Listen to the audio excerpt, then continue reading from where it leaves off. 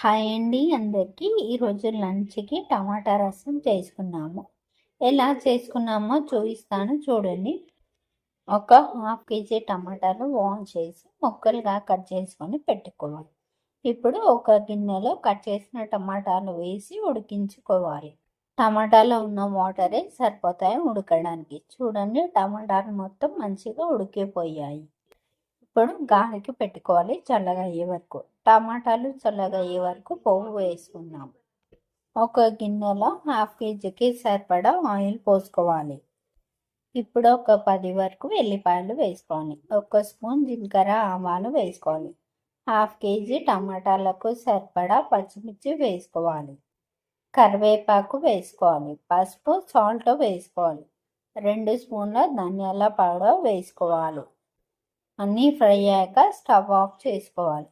చూడండి, టమాటాలు కూడా చల్లగా అయిపోయాయి. ఇప్పుడు మంచిగా కలుపుకోవాలి. కొన్ని వాటర్ పోసుకోవాలి.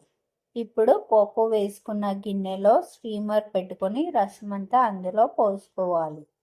టమాటాలో రసం అంతా వచ్చేలా ప్రాసెస్ని రిపీట్ చేయాలి. ఇప్పుడు ఒక స్పూన్ కారం వేసుకోవాలి. ఆల్రెడీ పచ్చిమిర్చి వేసుకున్నాం కాబట్టి కారం చూసి వేసుకోండి. సాల్ట్ వేసుకోవాలి. ఒకసారి కలుపుకొని రసంని మరిగించుకోవాలి. చూడండి, రసం మంచిగా మరుగుతుంది. అంతే అండి, వేడి వేడి టమాటా రసం రెడీ అయింది.